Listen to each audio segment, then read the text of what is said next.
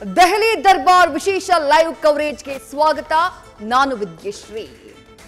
ದೆಹಲಿಯಲ್ಲಿ ಕೇಜ್ರಿವಾಲ್ ಅಧಿಪತ್ಯ ಮುಂದುವರಿಯುತ್ತಾ ಮುರಿದು ಬೀಳುತ್ತಾ ಹ್ಯಾಟ್ರಿಕ್ ಸಾಧನೆಯನ್ನ ಮಾಡುವಲ್ಲಿ ಸಕ್ಸಸ್ ಆಗ್ತಾರ ಅರವಿಂದ್ ಕೇಜ್ರಿವಾಲ್.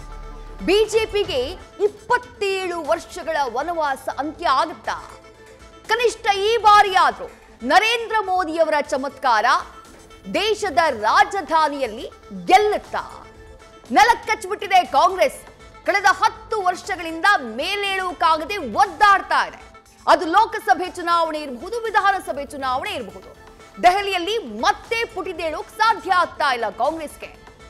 ಈ ಬಾರಿಯ ಚುನಾವಣೆಯಲ್ಲಿ ಕಾಂಗ್ರೆಸ್ ಪುಟಿದೇಳೋಕ್ ಅವಕಾಶ ಇದೆಯಾ? ಗೆಲ್ಲುವ ಚಾನ್ಸಸ್ ಇದೆಯಾ? ಅಥವಾ ಮತ್ತೆ ಚಿಗುರೊಡೆಯುವಂತಹ ಸಾಧ್ಯತೆ ಇದೆಯಾ? ಗೆಲ್ಲುವ ಬೇಡ. ಯಾಕಂದ್ರೆ ಯಾವ ಎಕ್ಸಿಟ್ ಪೋಲ್ ಸಮೀಕ್ಷೆಗಳು ಕೂಡ ಕಾಂಗ್ರೆಸ್ ಗೆದ್ದು ಬಿಡುತ್ತೆ ಅನ್ನುವಂತಹ ಅರ್ಥದಲ್ಲಿ ಯಾವ ಎಕ್ಸಿಟ್ ಪೋಲ್ ಸಮೀಕ್ಷೆಗಳು ಕೂಡ ಹೇಳಿಲ್ಲ. ಅಥವಾ ಸದ್ಯ ಯಾವ ಸ್ಥಿತಿ ಇದೆಯೋ ಅದೇ ಯಥಾಸ್ಥಿತಿ ದೆಹಲಿ ರಾಜಕಾರಣದಲ್ಲಿ ಮುಂದುವರಿಯುತ್ತಾ? ರಾಷ್ಟ್ರ ರಾಜಧಾನಿ ದೆಹಲಿಯ ಗದ್ದುಗೆಯಲ್ಲಿ ಆಳ್ವಿಕೆ ಮಾಡೋರು ಯಾರು? ಸದ್ಯಕ್ಕಿರುವಂತಹ ಕುತೂಹಲ.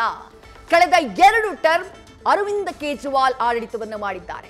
ಎಕ್ಸಿಟ್ ಪೋಲ್ ಸಮೀಕ್ಷೆಗಳನ್ನ ಮೀರಿದಂತಹ ರಿಸಲ್ಟ್ ಆಮ್ ಆದ್ಮಿ ಪಕ್ಷಕ್ಕೆ ದೆಹಲಿಯ ಮತದಾರರು ಕಳೆದ 2 ಟರ್ಮ್ನಲ್ಲಿ ನೀಡಿದ್ರು.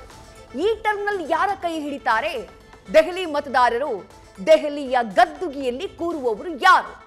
ಸದ್ಯಕ್ಕಿರುವಂತಹ ಬಹಳ ದೊಡ್ಡ ಕುತೂಹಲ ಇದು. ಇನ್ನು ಕೇವಲ ಅರ್ಧ ಗಂಟೆಯ ಸಮಯ, 8 ಗಂಟೆಗೆ ಸರಿಯಾಗಿ ದೆಹಲಿ ಚುನಾವಣೆಯ ಮತ ಎಣಿಕೆ ಕಾರ್ಯ ಆರಂಭ ಆಗುತ್ತೆ. ಯಾರು ಗದ್ದುಗೆಯನ್ನ ಏರ್ತಾರೆ ಎನ್ನುವಂಥ ಟ್ರೆಂಡ್ ನಮಗೆ ಸ್ವಲ್ಪ ಹೊತ್ತಲ್ಲೇ ಗೊತ್ತಾಗ್ತಾ ಹೋಗುತ್ತೆ. ಅದರ ಕಂಟಿನ್ಯೂಸ್ ಅಪ್ಡೇಟ್ಸ್ ನ ನೀಡ್ತಾ ಹೋಗ್ತೀವಿ. ವಿಶೇಷ ಅತಿಥಿಗಳು ಕೂಡ ನಮ್ಮ ಜೊತೆ ಸ್ಟುಡಿಯೋದಲ್ಲಿ ಜಾಯಿನ್ ಆಗ್ತಾ ಹೋಗ್ತಾರೆ. ಆದ್ರೆ ಅದಕ್ಕೂ ಮೊದಲು ಈ ಕ್ಷಣದ ಹೆಡ್ಲೈನ್ಸ್. ಇವತ್ತೇ ದೆಹಲಿಯ ವಿಧಾನಸಭೆ ಚುನಾವಣೆ ಫಲಿತಾಂಶ. ದೆಹಲಿಯ 70 ಕ್ಷೇತ್ರಗಳಲ್ಲಿ 699 ಅಭ್ಯರ್ಥಿಗಳ ಭವಿಷ್ಯ ನಿರ್ಧಾರ. ಗದ್ದುಗೆ ಯಾರಿಗೆ ಅನ್ನೋದು 11 ಗಂಟೆ ಹೊತ್ತಿಗೆ ಕ್ಲಿಯರ್ ಪಿಕ್ಚರ್. ಸತತ 3ನೇ ಬಾರಿಗೆ ದೆಹಲಿ ಗದ್ದುಗೆಯಲ್ಲಿ ಕೂರುತ್ತಾ ಆಪ್. ಕಮಲ ಅರಳಿ 27 ವರ್ಷಗಳ ವನವಾಸ ಅಂತ್ಯವಾಗುತ್ತಾ? 15 ವರ್ಷ ಆಳಿದ ಕಾಂಗ್ರೆಸ್ ಈ ಬಾರಿಯಾದ್ರೂ ಖಾತೆ ತೆರೆಯುತ್ತಾ?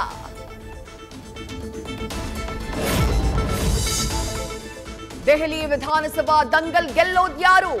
ಚುನಾವಣೋತ್ತರ ಸಮೀಕ್ಷೆಯಲ್ಲಿ ಬಿಜೆಪಿಗೆ ಬಹುಪರಾಕ್.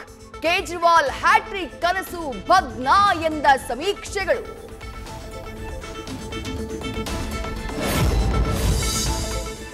ಬೆಳಬೆಳಗ್ಗೆನೆ ಟೆಂಪಲ್ ರನ್ಗಿಳಿದ ಅಭ್ಯರ್ಥಿಗಳು ಮತಕೇಂದ್ರದತ್ತ ದೌಡಾಯಿಸುತ್ತಿದ್ದಾರೆ 3 ಪಕ್ಷಗಳ ಕಾರ್ಯಕರ್ತರು.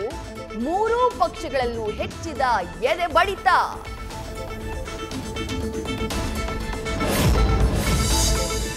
ಬೆಳಗ್ಗೆ 8ರಿಂದ ಮತ ಎಣಿಕೆ ಆರಂಭ. 5,000 ಸಿಬ್ಬಂದಿ, 19 ಕೇಂದ್ರಗಳಲ್ಲಿ ಮತಗಳ ಎಣಿಕೆ. ಭದ್ರತೆಗಾಗಿ 10,000 ಪೊಲೀಸ್ ಸಿಬ್ಬಂದಿ, ಪ್ಯಾರಾ ಮಿಲಿಟರಿ ನಿಯೋಜನೆ.